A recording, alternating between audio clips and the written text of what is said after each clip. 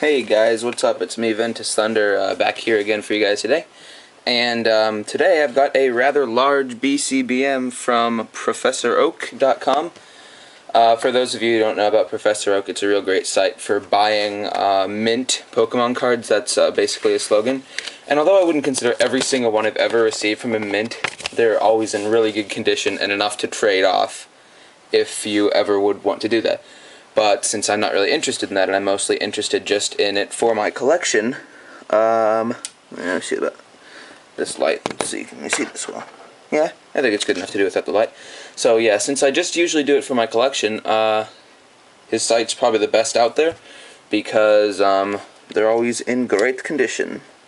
Sorry, I just love Borat, so great. Okay, so I ordered like a lot of cards, as you can clearly see by the stack of top loaders.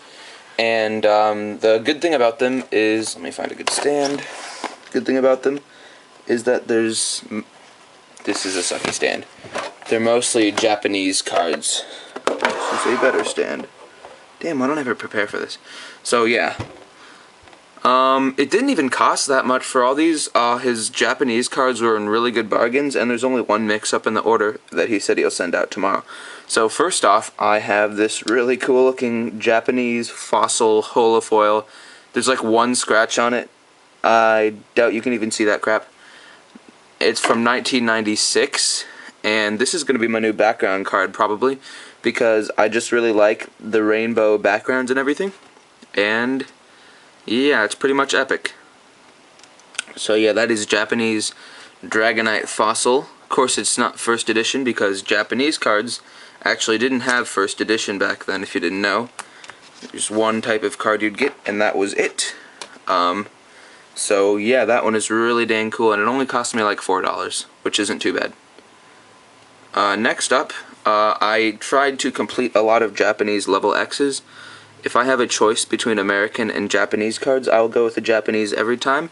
So here is from the Japanese equivalent of Legends Awakened, Magnezone Level X, Steel type, from Diamond and Pearl 5. I think that was like Mysterious Temple, some random stuff. Yeah, and oh yeah, don't ask about my freaking nails. Long story short, I bite them, and I fell asleep in my study hall class, and all of the girls in there trolled me by putting clear nail polish on, which I have not gotten rid of yet. Anyway, it's embarrassing. But, yeah. So anyway, yeah, that's Magnezone Level X. It's a super rare. I checked that all the ones I ordered aren't from Dex.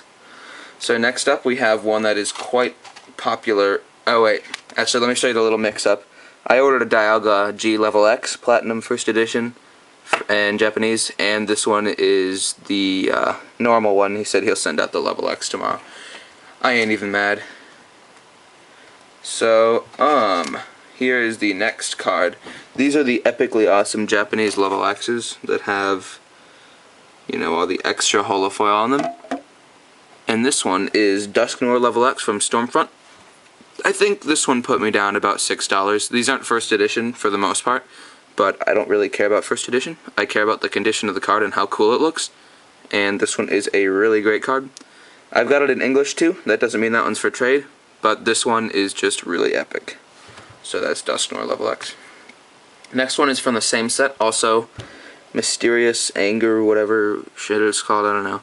This is Machamp Level X. This one is actually first edition. Didn't even know it was first edition. This one put me down about $6 or $7 as well. Basically, it's just in great condition, and it's a super rare, and it looks really epic. I've got most of these in English. And this one, fancy that, I actually just made a trade involving one of my English Alakazam 4 Level X's. This one's first edition as well. And yeah, it's really dang cool. This one I don't even think costs $6, but it's all in great condition. There's not a single problem with the card. Since Japanese cards are also much more resistant to scratching, since the materials they're made out of are much higher quality. So there is Alakazam 4 Level X. From Bonds to the End of Time, English set Rising Rivals. This is the one that was right. I ordered both Dialga and Palkia, non-first edition, and I have the Palkia here, Palkia G Level X from Platinum 1, that is Galactic's Conquest. Looks really dang cool. As I said, there's no problems at all with the condition or anything. And it's got all the Japanese holo and stuff, so what's not to like? Now this next one might have like one tiny little scratch or anything, something like that, but it's from Diamond and Pearl 4. That was Moonlit Pursuit Dawn Dash. I'm not sure which one this is from, but anyway, it's also one of my favorites. I've got this one in English, but it's a little banged up, and this one is certainly a upgrade in both condition and awesomeness because it's Japanese. And as in my philosophy, Japanese cards always go above American cards just because they're made so much better. And have you also seen how much freaking edgeware the American cards get? These get like none, literally, because of their backs. Next, this is my favorite Pokemon. I get so much flack for having Gardevoir as a favorite Pokemon because I'm a straight male, and Gardevoir is often considered to be only female, even though there can also be male ones. I never thought there could be male Gardevoirs either, but this thing is just so freaking awesome. This one's absolutely mint. I didn't see a single scratch on this one. I don't think it even cost me $10. I think I look at the English one. It's like $10 Gardevoir level X. Oh yeah, I'm going to order that. Then I look under it. It's like Japanese Gardevoir level X, $8 or $9 or whatever. And I'm like, hell yes. So that is how this card came to be in my collection. It's also from, this one's I think from Dawn Dash. But it is my favorite Pokemon. Don't give me any flack for that. This next one, I saw this one originally. Well, this one's not first edition, but I saw it in a video from ArceusX96. She's a pretty good friend of mine, lives in the same state as I do, and he traded for one of these that was first edition from, I don't know who it was, but anyway, he says it's one of his favorite Pokemon, and I'm like, wow, I don't have this thing in English either. This one was probably the most expensive Japanese card of my order. It clocked in about 10 or 11 or 12 bucks, something like that. But anyway, I can tell why it's one of his favorites. It's a really, really nice card. And you can see how it's sort of blowing the snow out of its mouth there. And yeah, this one is cool. I understand why he wants to hang on to his forever. I would have totally traded for one, but I got this one. It's a really great card. Next up is my favorite Pokemon, or one of them. Of course, it's not my favorite Pokemon. That honor belongs to Gardevoir. This is a Rhyperior level X. I never got it in English. This one was like $9 too. And it's from Diamond and Pearl 5, which is also Cry of the Mysterious Temple of Anger. Hey, I think I got it right this time. So yeah, this is the real non-promo. I have the promo version, but this is the non-promo version of Rhyperior level X, and I love it. It's absolutely mint. So yeah, that one's pretty awesome. And then there is two more cards. The last one is actually really cool, but I'm going to show you this one first. It is an English Zapdos EX, cost about 14 bucks.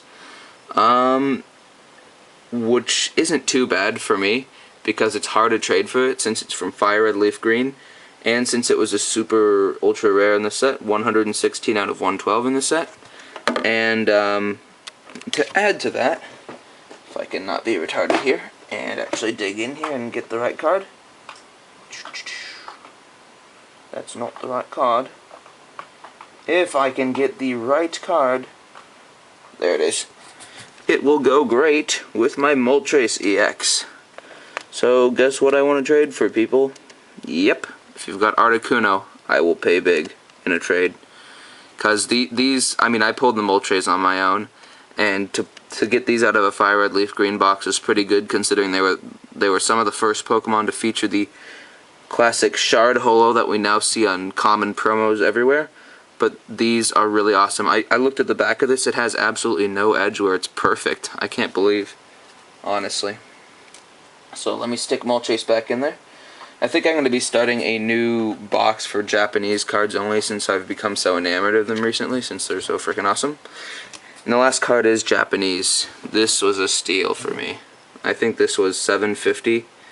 And if you look at it, it is actually a super rare from the Clash of the Blue Sky Japanese set. This is Deoxys EX, attack form, 110 HP. I don't have a single other Japanese EX. Well, I have the second generation new EXs, but I don't have a single other Japanese EX that is from the actual EX series.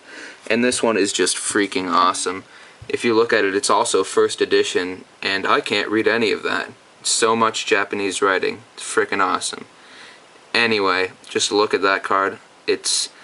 I wouldn't consider it like one of my favorites immediately or anything, but it was a great deal for the price I paid. I paid like $7.50, and it's almost impossible, if not impossible, to get Clash of the Blue Sky boxes these days. So yeah, that is my BCBM from professor-oak.com. I'll provide a link in the description since it's such an awesome site. And I don't know how I got these cards at such a cheap price. I don't know it's because demand is low for Japanese cards, or just because I was there on the right time, but at any rate, I think he deserves as many customers as possible, so I'll include a link in the description just because Professor Oak is so awesome. So anyway, I just made another trade actually a few minutes ago with some guy, I'll have to look up his name, and I traded for a Gardevoir EX from Dragon Frontiers, Golem, jeez, Lord of the Rings, Golem EX from EX Dragon, and then Hitmonchan EX from Ruby and Sapphire, which will actually give me the complete Ruby and Sapphire set, and I'm really proud of have done that. So I'll make another video of that when it comes in, but for now, just visit ProfessorOak.com, and maybe you'll get some awesome cards just like I did. So I'll sign off now. See you guys.